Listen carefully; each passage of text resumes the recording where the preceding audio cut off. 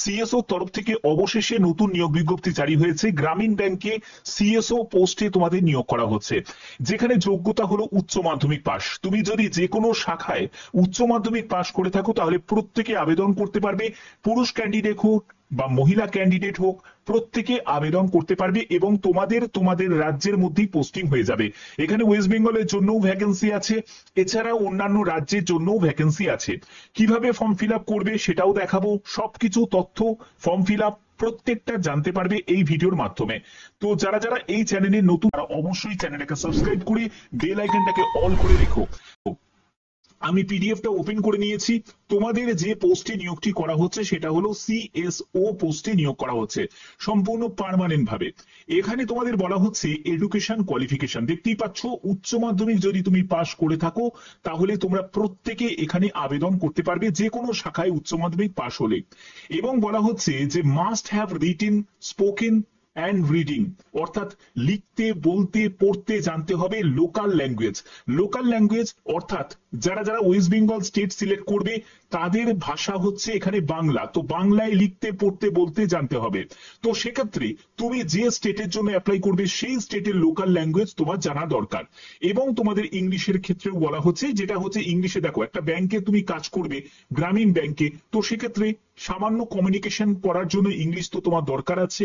এবং তোমাদের এক্সপিরিয়েন্সের ক্ষেত্রে দেখো, যারা freshers candidate are eligible to apply, অর্থাৎ যারা ফ্রেশার্স তারা প্রত্যেকে এখানে আবেদন করতে পারবে, যারা নন ফ্রেশার্স ক্যান্ডিডেট তারাও আবেদন করতে পারে। এখানে তোমাদের প্রেফারেবল অর্থাৎ অগ্রাধিকার দেওয়া হবে।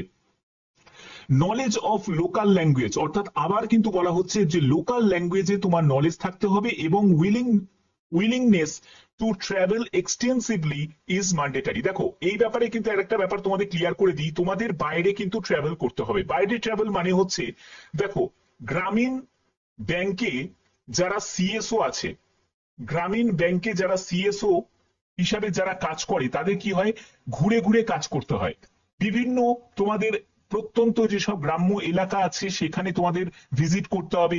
সেখানকার যেসব গোষ্ঠীগুলো আছে, সেই সব যে কুটির শিল্পগুলো হয়েছে, তাদের যেসব ছোট ছোট মানুষ যারা যারা এইসব জীবিকা করে তারা জীবন নির্বাহ করছে, তো তাদের সাথে তোমাকে কমিউনিকেট করতে হবে। তারা যাতে তোমাদের একটা এই ফান্ডের মধ্যে যাতে ইনভেস্ট করে তার জন্য তোমাকে তাদেরকে কনভিন্স করতে হবে। তো সেই সব মানুষগুলোর সাথে তোমাকে কথাবার্তা বলতে হবে, তার জন্য তোমাকে লোকাল ল্যাঙ্গুয়েজের কথা বলা হচ্ছে। এবং তোমাকে ঘুরে ঘুরে যে গ্রামে কাজ করতে হবে সেটার জন্যই কিন্তু তোমাকে বলা হচ্ছে যে তোমার ট্রাভেল করার মতো কিন্তু মন মানসিকতা রাখতে হবে। ঠিক আছে, এগুলো কিন্তু ম্যান্ডেটরি।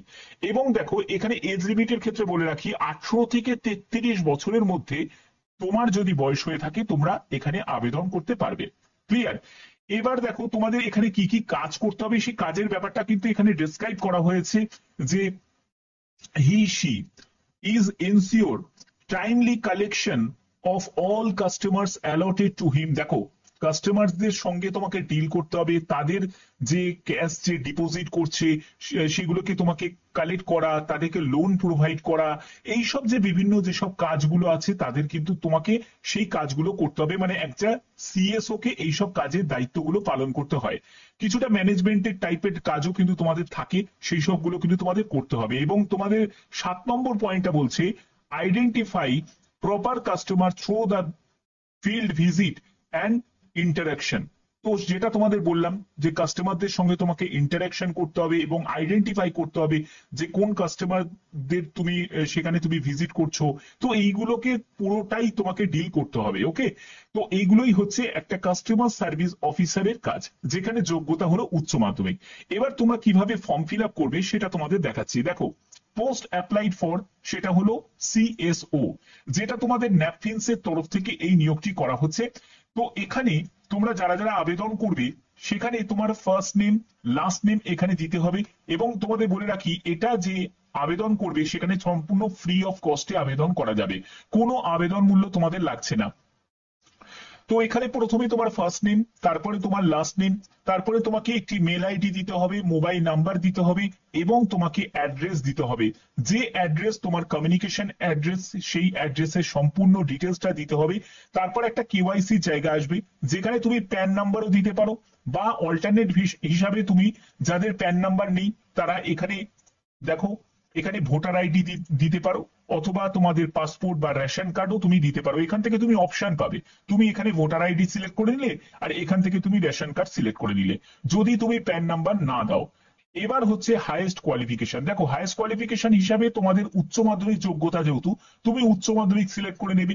এরপরে তোমার উচ্চ মাধ্যমিক, দেখো এখানে কোয়ালিফিকেশনের যে নেম সেটা তুমি দিলে, তারপরে তোমার এখানে যেরকম থাকে একটা ফর্মের ক্ষেত্রে যেরকম থাকে, তোমার মার্কস কত, টোটাল কত নম্বরে পরীক্ষা হয়েছে, কোন বোর্ড থেকে পাশ করেছো, কোন ইয়ারে পাশ করেছো, কত পার্সেন্টেজ মার্কস, এগুলো যেরকম করে একদম লিখে লিখে লিখে লিখে তোমাকে এরকম টাইপ করতে হবে, টাইপ করে করে তোমাকে বসিয়ে দিতে হবে, ঠিক আছে? এই তার জন্য এত বড় একটা জায়গা দিয়েছে। এবার তোমাদের অনেকের মনে হবে যে স্যার আমি হাইয়েস্ট কোয়ালিফিকেশন হিসাবে যদি গ্র্যাজুয়েশন দিই, দেখো তুমি গ্র্যাজুয়েশন দিতে পারো, বাট সেক্ষেত্রে কিন্তু তুমি কোনো আলাদা কোনো বেনিফিট পাবে না।